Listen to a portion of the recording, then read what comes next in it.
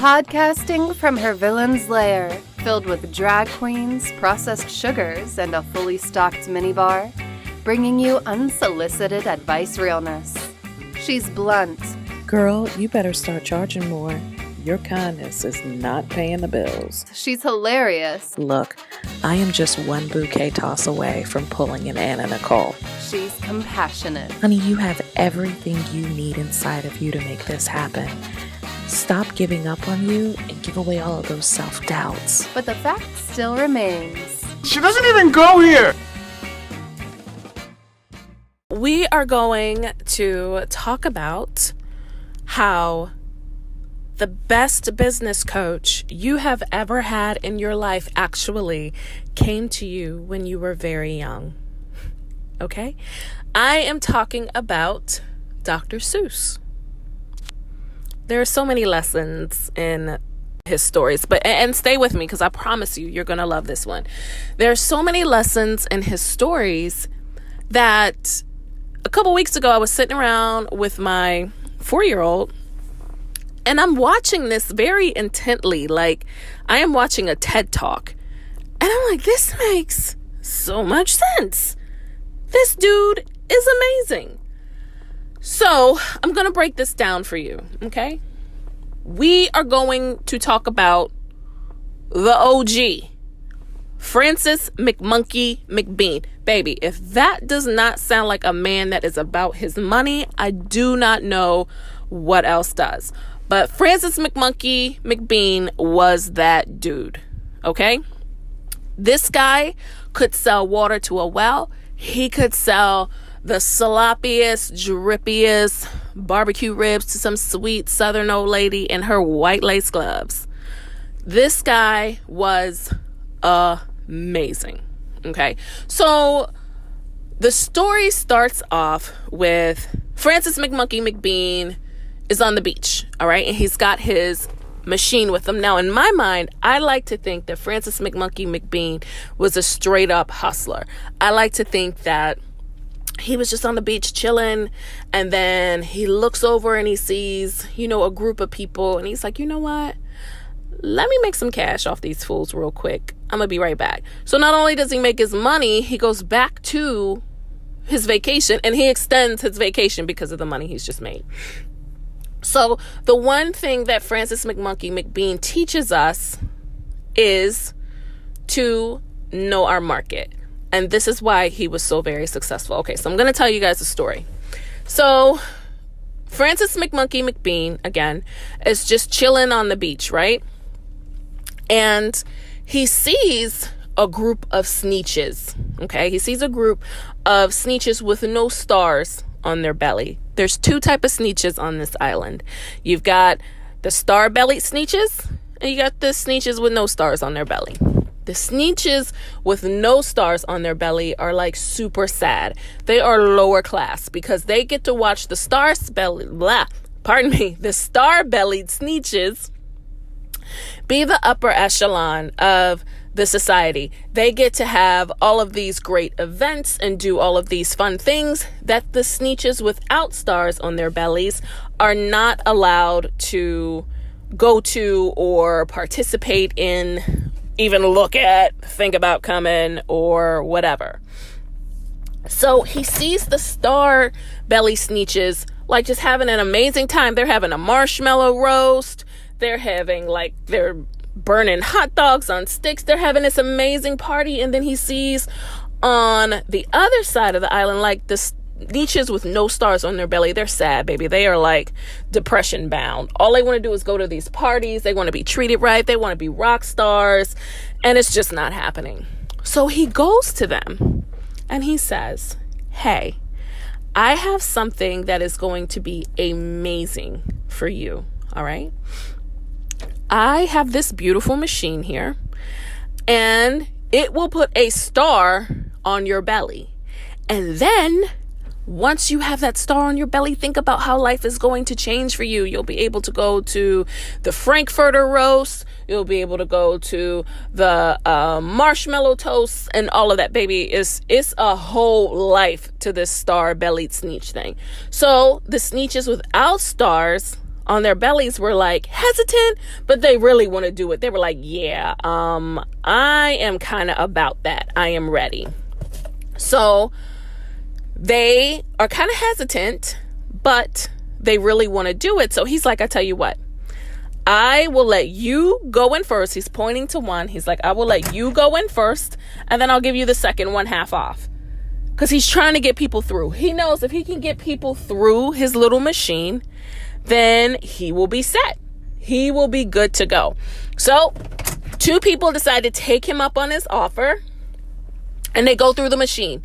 And now they have stars on their bellies, and it looks just like the star belly Sneetches. So now they can go off and they can have this amazing time, join the upper echelon of society, and they can leave their basic no star belly life behind. So as he sees more people, as more Sneetches see this, they're like, yes, I want in. I want to do it. I want to do it. So he's just cranking them out assembly line style. He's like, yes, I am so for it. So all of the star belly Sneetches see that their numbers are increasing. Now, keep in mind, they are a very exclusive crew. They just don't let anybody in. So they're like, wait a minute, where did all of these extra star belly Sneetches come from? And the Sneetches who just got their new stars are like, yes, now you have to accept us into your event. You have to let us come and hang with you. You have to let us live in your great areas. You have to let all of us do it. And baby, the star belly Sneetches were not about that life. They were like, oh no, we're not doing it. So what happens next? Here comes Francis McMonkey McBean shouting out to the original star belly Sneetches. He's like, hey guys, you weren't prepared for this, were you? This is not what your life should be like. You guys were this very unique crowd. You had your own style, you had your own events, you had your own little community, and then here comes this group of people who are just like infringing and just taking over, and now you don't feel so exclusive. So I tell you what, I will charge you $20 to take that star off your belly. Baby, if that is not a pimp move right there, I don't know what is. He charges the ones that have the stars twice as much as he charged the ones without to put them on. So of course, being arrogant and being exclusive and biased, the star belly Sneetches are like, absolutely, let us go through the machine. You know, we're done, take it off. So then all of the original star belly Sneetches are like going through the machine now. So now he's just like, he's tripling his money at this point. It's crazy. So now the new star belly Sneetches are sitting around and they're like, wait, this isn't fun anymore. Where are all the parties and what's going on? You know, we wanted to be as part of this upper echelon, the upper crust, the cream of the crop society, and now it's not there anymore. So now they don't even want the stars that they felt like they wanted so badly. You know, they're just like a burden. They're an albatross around their necks. They're not something that they want anymore. It's not giving them the lifestyle that they wanted, because now what they thought that they wanted no longer exists, because the star belly Sneetches took their stars off and took their prestige and I guess you could say benefits with them. So the new star belly Sneetches go to Francis McMonkey McBean and they say, take them off. We're done. We don't want to be these people anymore. We want to be like the Sneetches without stars on their bellies. So he doubles the price to take their stars off. Okay, so now that he has taken stars off, put stars on, taken them off, so now we have a bunch of just like confused Sneetches running around. And now, again, everybody pretty much looks the same. They are acting the same. And they noticed that there was truly no difference between any of them. And it's a great lesson, but that lesson cost them a lot of money. Francis McMonkey McBean wiped them out completely. Now, Yes, it's a hustler move, kind of sketchy, but here is the point in all of this. The reason why he was so very successful is because he knew his market. He knew his target. So he knew exactly how to appeal to them. He knew how to massage their fears, their biases, their thoughts, their desires, and give them an end product that was completely irresistible. Completely irresistible. So Francis McMonkey McBean, courtesy of Dr. Seuss, is like out in these streets giving TED Talks on how to know your clientele and how to run your business. So let's flip this in response and in regards to your own business. I really, really feel like we need to have a come to Jesus about the difference between your dream client and your target client. God bless you, baby, if they are the same, but it's not like that for everybody, okay? Your target client is going to be the one that's paying your bills. Your dream client is going to be the one that motivates you in getting up every morning and making yourself better and doing what you have to do. You know, as I'm not walking because baby, cardio sucks. But as I go around the country and I speak at these conferences and I talk to so many wedding professionals and they're like, you know, I'm really sick of the budget brides and I just want to do luxury and, you know, I really want somebody to appreciate my art. And I'm like, yeah, I get it. But here's the deal. Number one, there may be a reason why, quote unquote, budget brides are contacting you. You might be putting off a budget aura. All right, baby, somebody had to tell you, and it's going to be me. I love you. Here's some cake. Cry into this potted plant. Do whatever it is that you have to do. But if you keep getting the same type of client over and over again, it is something in your marketing, in your copy, and in your image that is telling them that they are welcome, that they have a home with you, that they have an advocate in you.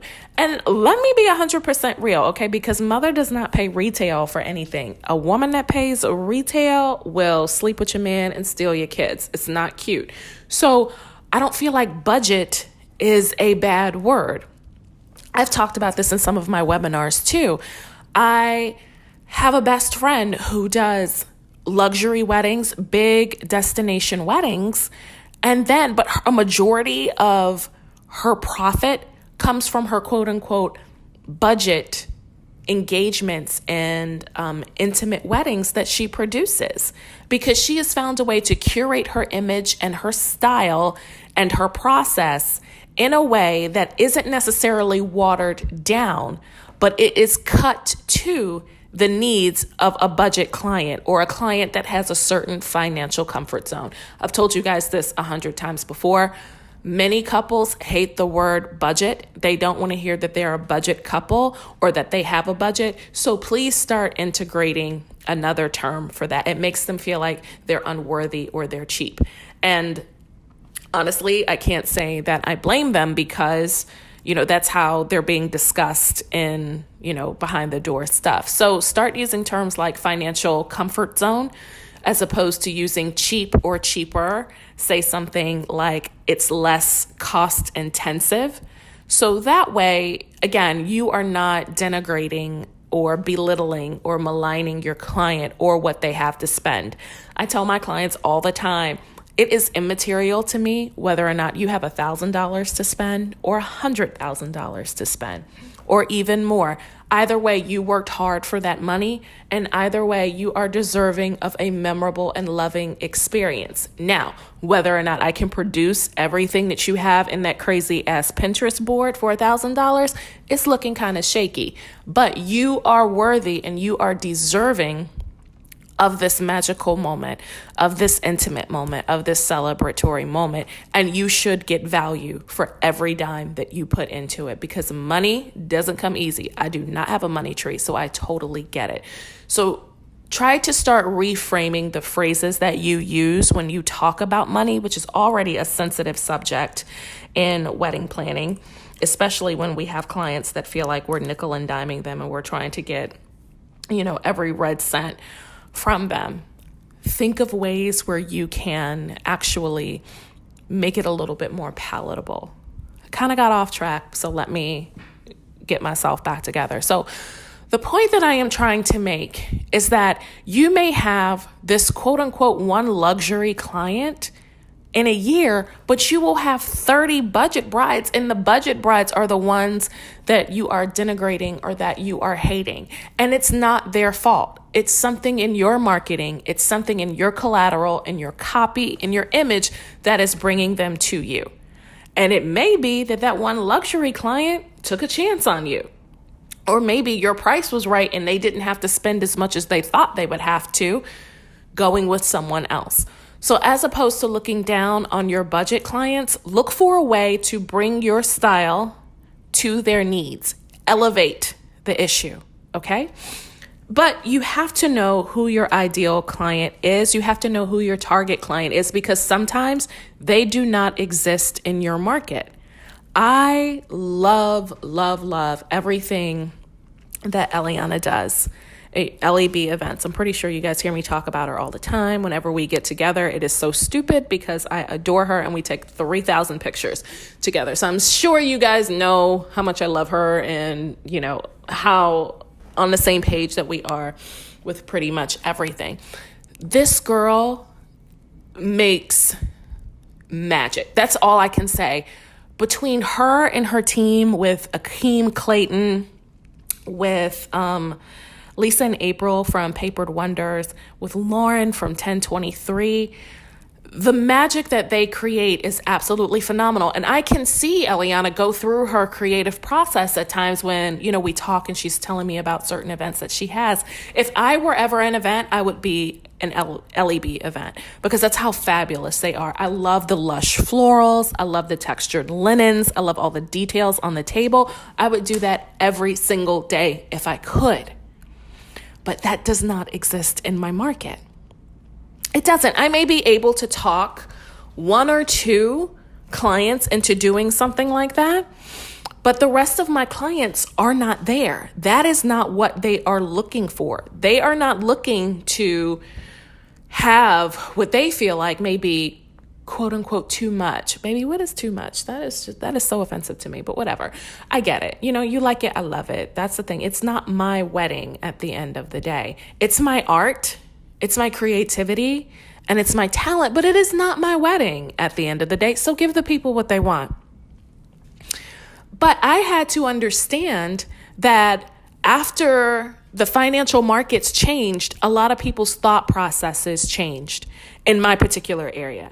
And it could be totally different for your market, but in my area, the thought process has changed. We stopped doing the big weddings that focused heavy on decor, and we started doing weddings that focused on experience and intimacy. And for some, that doesn't include the tall centerpieces that I'm trying to get them to go into.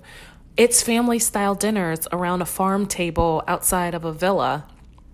It is fire pits and glammed up Adirondack chairs with luxe s'mores and things like that. So you have to find a way to get in there with your target market, with your art. Instead of trying to snatch someone else's image, style, and events from Instagram and Pinterest and bringing them to your area and trying to shove them down the throats of your market, you really need to listen to your market and find out exactly what it is that they want. There is a lovely saying, and I am not even sure if Dr. Seuss said this too, but I do think that it's compelling, and it is also very nuanced to our particular industry. And I may not get it verbatim, but the gist of it is that a fish will always think that it is unintelligent if you judge it by its ability to climb a tree. Fish aren't supposed to climb trees. So it's not that they are unsuccessful or they're stupid or they're untalented. They were never meant to climb a tree. You may see certain events on Instagram that are gorgeous and that you would love to do. And baby, I suggest that you do them. Do them as a shoot if you want to bring them into your area. Bring these details, these styles into something that you can have sole creative control over. So that way you can introduce it into your market. But if you keep looking to appeal to people who are not for you, are not looking for you, and honestly do not want you or do not want what you are selling to them, it's not that you are a failure, it's that you're a fish trying to climb a tree. So, sweetheart, what I need you to do is to go get back in that water. And I need you to be the best swimming fish that there ever was in your pond. All right, let me get off my pulpit. I'm done. So let's go back. Again, the reason why Francis McMonkey McBean was so successful was because he knew his market. And that's what I need for you to do. So you have to know who your market is. All right. You have to know what they love. You have to know their ages, what they do, how long they're typically engaged. You have to know where they are getting their inspiration from, where and how they do a lot of their planning, if they are doing it digitally, if they have a binder. You have to know how they communicate as well. Are they email? Are they texters? Are they, phone people? You also have to know where they are.